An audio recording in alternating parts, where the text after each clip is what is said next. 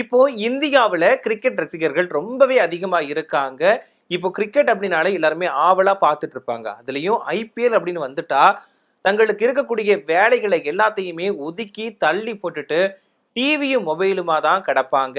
இந்த ஐபிஎல் முடியிற வரைக்கும் எல்லாரும் பித்து பிடிச்சு தான் சுத்துனாங்க அப்படின்னு சொல்லலாம். அதாவது தங்களுக்கு புடிச்ச அணி வின் பண்ணுவாங்களா, மாட்டாங்களா அப்படிங்கிறத எதிர்பார்த்து காத்துட்டு இருந்தாங்க. ஸோ இதுக்கு இடையில கிரிக்கெட் வீரர்களுக்கு கோடியில சம்பளம் கிடைப்பது அனைவருக்குமே தெரிஞ்ச விஷயம் தான். ஸோ இப்போ எந்த கிரிக்கெட் வீரருக்கு இதுவரையில அதிக சம்பளம் கொடுக்கப்பட்டிருக்கு அப்படிங்கிறத பத்தி தான் பார்க்க போறோம். அதுல உங்களுக்கு பிடிச்ச வீரர் இருக்காரா அப்படிங்கிறதையும் இந்த பதிவுல பார்த்துடலாம்.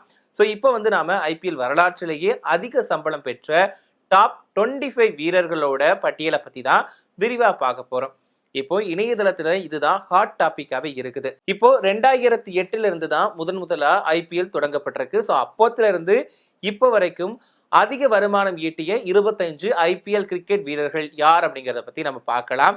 ஸோ இதுவரையிலையுமே ஐபிஎல் வரலாற்றுல அதிக சம்பளம் பெற்ற கிரிக்கெட் வீரர் யார் அப்படின்னு பாத்தீங்கன்னா அவர் தான் விராட் கோலி. இவர் தான் ஃபர்ஸ்ட் இடத்துல இருக்காரு. இவர் ராயல் சேலஞ்சர்ஸ் பெங்களூர் அணிக்காக விளையாடிட்டு வராரு. ஆர்சிபி அணியோட கேப்டனா இருக்கக்கூடிய விராட் கோலி இது வரைக்குமே எவ்வளவு சம்பளம் வாங்கியிருக்காரு அப்படின்னு பாத்தீங்கன்னா, அதாவது 230.2 கோடி ரூபாய் சம்பளம் வாங்கி முதல் இடத்துல இருக்காரு. இப்ப ரீசெண்டா ஐபிஎல் 2026 போட்டி பார்த்திருப்பீங்க. அதுல வந்து யார் வின் பண்ணியிருந்தா அப்படின்னு பாத்தீங்கன்னா, கடந்த 2026 இப்ப நடந்து முடிஞ்ச 2026 ஐபிஎல் போட்டியில ராயல் சேலஞ்சர்ஸ் பெங்களூர் அணி தான் வின் பண்ணாங்க. 2வது இடத்துல வந்து குஜராத் டைட்டன்ஸ் அணி வந்திருந்தாங்க.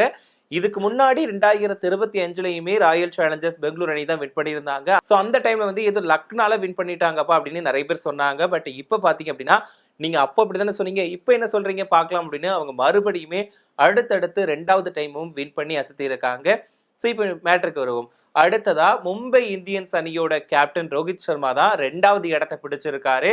இதுவரைக்கும் ஐபிஎல் தொடர் மூலமா அவரு எவ்வளவு சம்பளம் வாங்கியிருக்காரு அப்படின்னு பாத்தீங்கன்னா 227.2 கோடி ரூபாய் வருமானமா வாங்கியிருக்காரு ரோஹித். இதே மாதிரி சென்னை சூப்பர் கிங்ஸ் அணியோட முன்னாள் கேப்டனான எம்எஸ் தோனி இவர் தான் 3வது இடத்துல இருக்காரு. இவர் எவ்வளவு சம்பளம் வாங்கியிருக்காருன்னா இதுவரைக்கும் 200.3 கோடி ரூபாய் சம்பளத்தை வாங்கி 3வது இடத்துல இருக்காரு. ஸோ தோனியை பிடிக்காதவங்க யாருமே இருக்க மாட்டாங்க. உங்களுக்கு தோனியை பிடிக்குமா அப்படிங்கிறத மறக்காம கமெண்ட் சொல்லிருங்க. அதுக்கு அடுத்தபடியாகவும் சென்னை சூப்பர் கிங்ஸ் அணியோட ஒரு நபர் தான் இந்த 4வது இடத்துல இருக்காரு. சென்னை சூப்பர் கிங்ஸ் அணியோட ஆல்ரவுண்டர் ரவீந்திர ஜடேஜா ஐபிஎல் போட்டிகளின் மூலமா 157 கோடி ரூபாய் சம்பளம் வாங்கியிருக்காரு. ஸோ இவர் வந்து ஐபிஎல் போட்டிகள்ல அதிக சம்பளம் வாங்கின 4வது கிரிக்கெட் வீரரா இடம் பிடிச்சிருக்காரு. இதுக்கு அப்புறமா டெல்லி கேபிட்டல்ஸ் அணியோட விக்கெட் கீப்பர் மற்றும் பேட்ஸ்மேனான ரிஷப் பந்த் இவர் வந்து 137.8 கோடி ரூபாய் சம்பளத்தோட 5வது இடத்துல இருக்காரு. இதுக்கப்புறமா கொல்கத்தா நைட் ரைடர்ஸ் அணியோட சுழற்பந்து வீச்சாளரான சுனில் நரேன் ஐபிஎல் போட்டிகளின் மூலமா 137.2 கோடி ரூபாய் சம்பளமா வாங்கியிருக்காரு.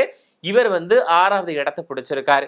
ஸோ இதுக்கப்புறம் நம்ம பார்த்தோம் அப்படின்னா ராஜஸ்தான் ராயல்ஸ் அணியோட கேப்டன் சஞ்சு சாம்சன் வந்து 126.6 கோடி ரூபாய் சம்பளம் வாங்கியிருக்காரு. ஸோ இந்த சம்பளம் மூலமா இவர் வந்து 7வது கிரிக்கெட் வீரரா அதிக சம்பளம் வாங்கின கிரிக்கெட் வீரரா இடம் பிடிச்சிருக்காரு. இதுக்கு அடுத்து 8வது இடத்துல யார் அப்படின்னு பாத்தீங்க அப்படின்னா லக்னோ சூப்பர் ஜெயின்ஸ் அணியோட பேட்ஸ்மேன் KL ராகுல். இவர் வந்து 126.1 கோடி ரூபாய் வாங்கி இந்த 8வது இடத்துல இருக்காரு. 9வது இடத்துல வந்து பஞ்சாப் கிங்ஸ் அணியோட கேப்டன் ஸ்ரேயாஸ் ஐயர் தான் இருக்காரு. இந்த ஸ்ரேயாஸ் ஐயரோட சம்பளம் எவ்வளவு அப்படின்னு பாத்தீங்கன்னா 225 கோடி ரூபாய் வாங்கியிருக்காரு. இது மூலமா 9வது இடத்தை பிடிச்சிருக்காரு. அடுத்ததா 10வது இடத்துல மும்பை இந்தியன்ஸ் அணியோட ஆல்ரவுண்டர் ஹார்திக் பாண்டியா. இவர் வந்து 122 கோடி ரூபாய் பெற்று 10 இடத்துல இருக்காரு. அதுக்கப்புறமா இந்திய கிரிக்கெட் வீரர்களுக்கு அப்பால் சில வெளிநாட்டு கிரிக்கெட் வீரர்களுமே இந்த பட்டியலை இடம் வாங்கியிருக்காங்க.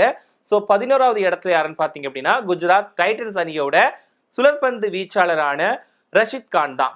இவர் வந்து ஐபிஎல் போட்டிகள்ல 121 கோடி ரூபாய் சம்பளம் வாங்கி 11வது இடத்துல இருக்காரு.